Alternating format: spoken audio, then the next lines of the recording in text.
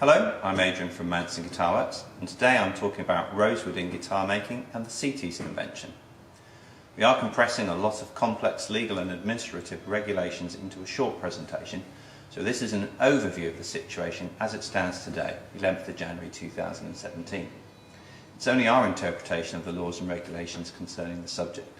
The laws and regulations can be very specific to each country, and wood imports often require further laws and regulations to be complied with. For example, the Lacey Act in the US. Treat this as a guide and not the definitive legal process, everything will be fine. So what is CITES? C-I-T-E-S. It stands for the Convention on International Trade in Endangered Species of Wild Fauna and Flora. In the guitar making industry, to us we're talking about fingerboards or bodywoods. It currently has 183 countries agreeing to be bound by its rules. One good example to show how it works would be the policy to prevent the destruction of the elephant population by limiting or banning the trade in ivory products. From the 2nd of January 2017, CITES passed a resolution adding all species of rosewood from the Dalbergia family to Appendix 2 of the treaty. Appendix 2 requires special licenses to import, export or re-export a wood listed.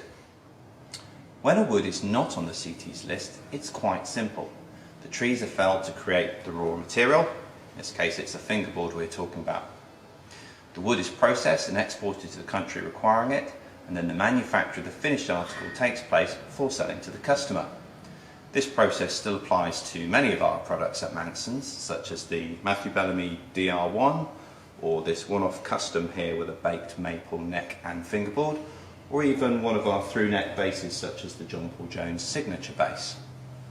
Prior to the 2nd of January 2017, this simple process was the same for most of our rosewood-equipped guitars. Now that the rules have changed, the movement of rosewood is more restricted and may require licenses. If CITES-listed rosewood should leave the country of origin, then an export license can be required. The new importer of the wood, who for example may be making fingerboard blanks as we had before, will also require an import license, and he'll attach the original paperwork as proof of CITES compliance.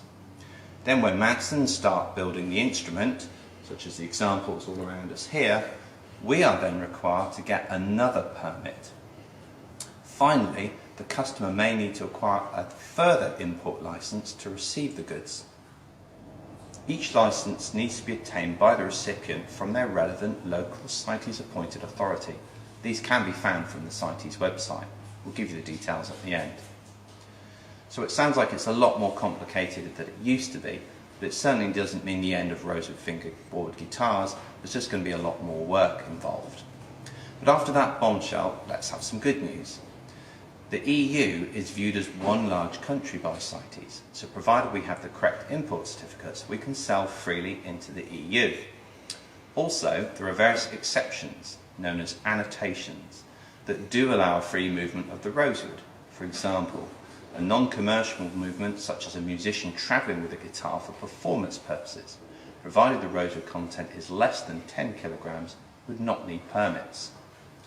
So what happens now? Well, from Manson's point of view, all non-convention woods will be traded as normal, and we certainly have lots of guitars where that's featured as we've shown. We will also, like many companies I suspect, be seeking alternatives for future production models. And we will also continue to trade our rosewood in the EU as before within the regulations. At the present time, our intention is to ensure that rosewood instruments leaving the EU have the necessary paperwork for our customers. Inevitably, this will cause delays, and at the present time the UK authority, which is DEFRA, are not issuing any permits until the EU law has been embodied by the Convention. We've been advised that this will change from February 2017. Finally, whatever the regulations, we will still be making the same fantastic instruments for you to enjoy around the world. Thanks for listening, and please keep making the music.